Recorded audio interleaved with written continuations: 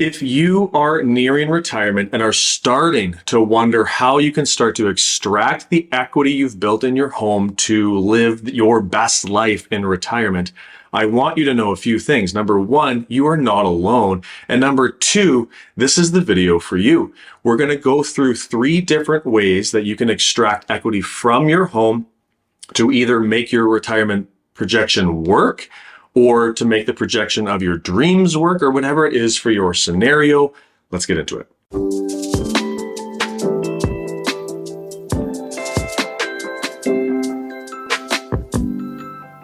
If you are like so many Canadians on the cusp of retirement, if you look at your net worth statement, you may realize that the equity you've built up in your home over the last 20 to 30 years is your largest financial asset.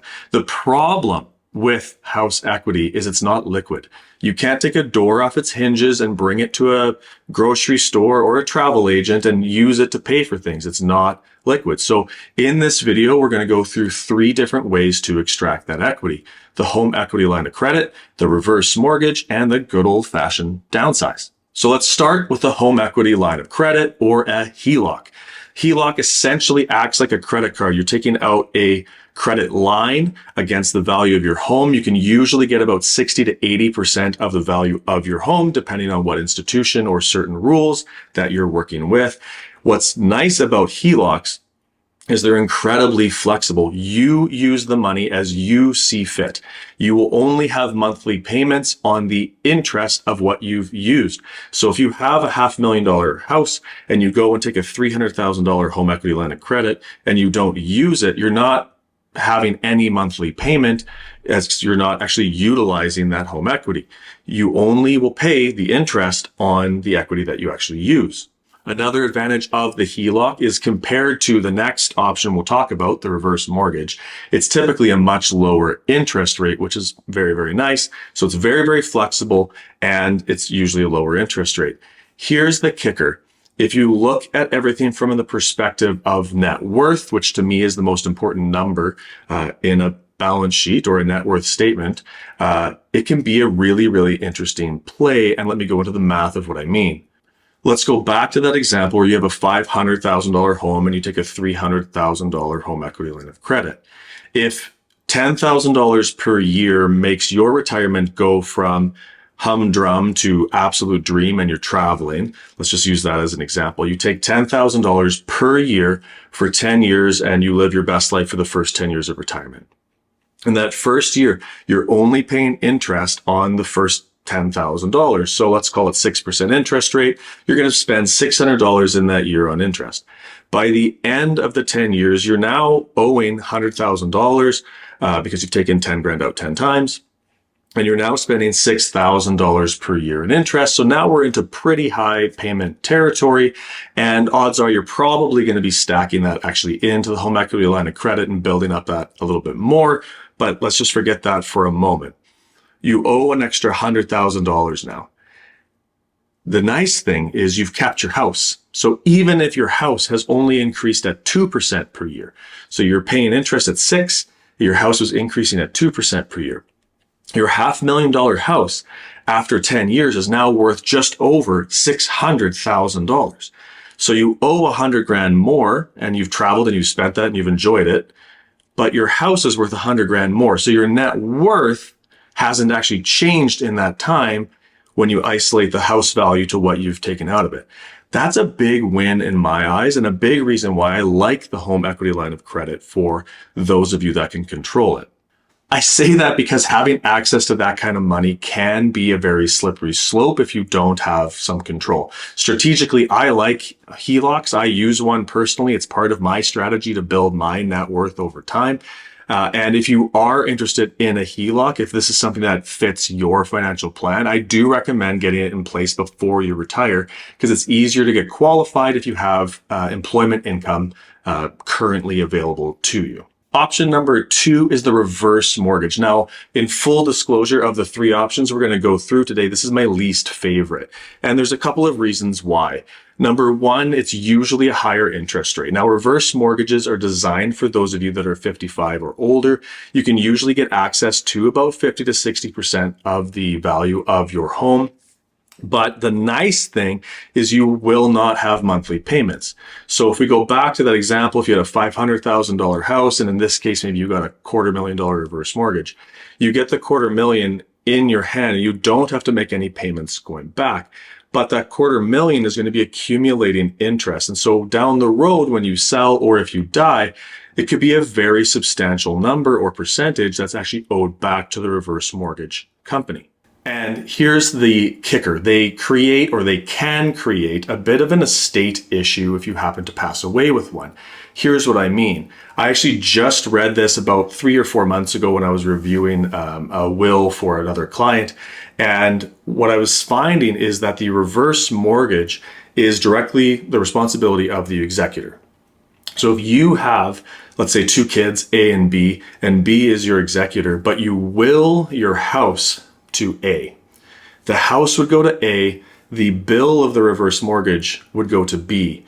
And if A happened to be a jerk, they could sell that house and vanish into thin air and leave B holding the bag here. I don't like when products can create problems in an estate. That's not ideal in my books. They're usually higher interest rate. They're usually very high interest rate, to be a little bit more clear on that. So I'm not a huge fan of the reverse mortgage. I would rather you go the HELOC route if you are a debt person. Finally, we get to number 3, the good old downsize. And what I meant in the last section by if you're a debt person is some people just do not ever want to have debt, even if it's a home equity line of credit, car loan, credit cards, whatever it is. And that's totally fine. In fact, if that's you, you're very much my people. Like, I use a HELOC strategically, but I'm quite debt adverse at the same time, which is a bit of an oxymoron, to be fair. So the downsize is definitely the simplest. You take your house, you sell it, you buy a house that's worth a little bit less. There will be a lot more disruption to your life, obviously, in this case, because you're moving. So you're packing up everything. And odds are, if you're buying for less, you're buying a smaller place. So you're purging and you're giving your kids stuff, or you're giving stuff away, or garage sales, or whatever it is. There's also going to be the highest kind of upfront costs of the 3 of these options, because you have to pay lawyers and land transfer and realtors and all that stuff. But in the end, you end up with a big fat stack of cash and you don't owe anybody for it. So if you have an $800,000 home and you buy one for $500,000, by the time all is said and done, you're probably putting between $220,000 and $250,000 into your investments. That's a lot of travel. That's a lot of enjoyment to go out and do. And I think that's pretty great. The other nice thing about a downsize is you don't necessarily have to do it at the beginning of your retirement. If you know that you're going to lean strategically on the equity of your home by selling your home, you can say, okay, I'm retiring at 60. I'm going to live my best life till I'm 71, 72 years old, something like that. At which case I'm going to be close to out of money. But at that time, I'm going to sell and I'm going to put $250,000 back into my investments. That's totally fine. I've looked at many financial plans where that is the strategy, where we're going to burn off assets, sell the house, and bring the assets back up, and then burn them off a little bit slower after those go-go years of retirement. So let's do a quick recap of the pros and cons here. HELOC pros include lower interest rates, flexible use. You're only paying on the money that you're borrowing. The cons is that the interest charges can start to add up. There's technically a risk of losing your home if the bank comes and calls your home equity line of credit and you're in an upside down position or something like that. I would say in Canada's banking system, that's a relatively low risk, but technically it does exist. On the reverse mortgage side, there's no monthly payments and it is government insured. On the con side, it will reduce your inheritance, which, I mean, all of these will, technically. The loan balance does grow pretty significantly over time, and there's a bit of an estate risk. On to downsizing, the pros would include unlocking significant equity. You don't owe anybody anything, which is really, really nice. And one thing I forgot to talk about is often this will correlate with lower expenses month to month as well, right? If your heat bill is $200 or $300 a month and you go into a downsized house, odds are it'll be a little bit less. On the con side, you may not want to move. And this is the big con of the downsize, is the emotional time bomb that your house is, right? So my house, we just moved into it 3 years ago. It's going to be the house that my boys grow up in. It's the house my second son took his first steps in.